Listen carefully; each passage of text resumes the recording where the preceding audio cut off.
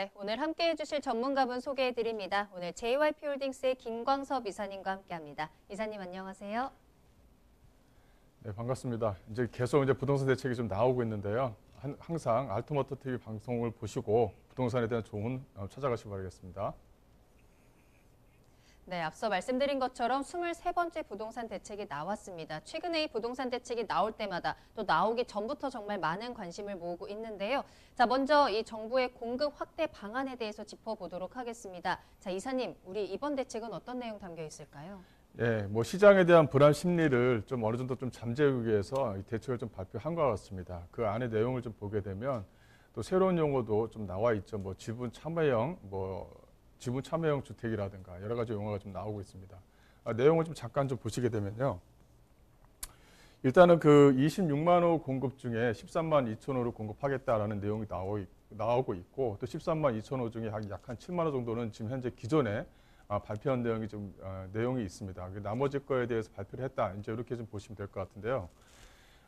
어쨌든 간에 방송으로 좀 나왔던 내용들이 일정 부분 좀 들어간 부분이 있습니다. 이 도심 내 군부지, 이 태릉 골프장이라든가 이 캠프킴, 용산에 있는 캠프킴 부지죠. 여기를 좀 활용하겠다라는 내용이 나와 있고 또 이제 유휴부지가 좀 있습니다. 이 정부과천청사 일대라든가 서울지방저돌청 쪽 주변 지역, 상당히 좀 핵심 요지에 있는 지역들도 이제 공공임대 이 아파트를 좀 많이 짓겠다라는 내용이 좀 들어가 있는 것 같아요.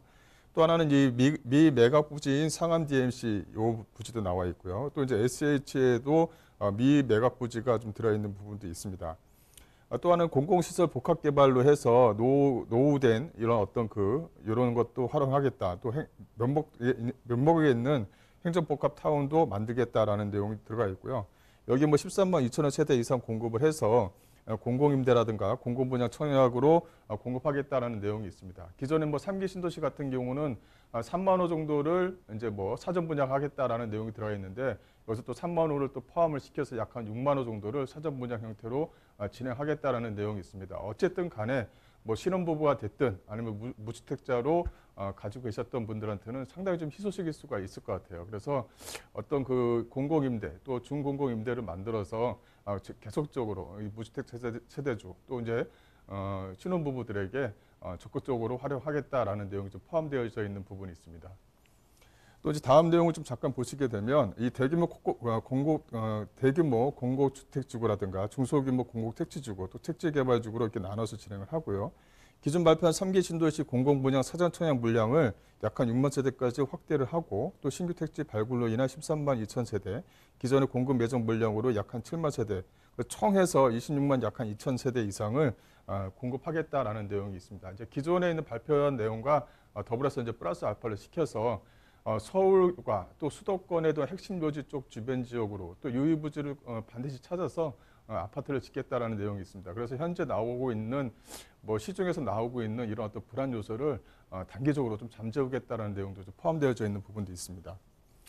여기에서 이제 그 용어가 좀 약간 생소한 게 나오는데요. 공공 참여형 고밀 재건축 제도를 도입하겠다는 내용이 있습니다. 그래서 용적률을 300에서 500 수준으로 완화하겠다라는 내용이 좀 들어가 있는데요. 여기서 중요한 부분은 이제 고밀이죠. 이 고밀에 대한 용어가 좀 들어갔다는 것입니다.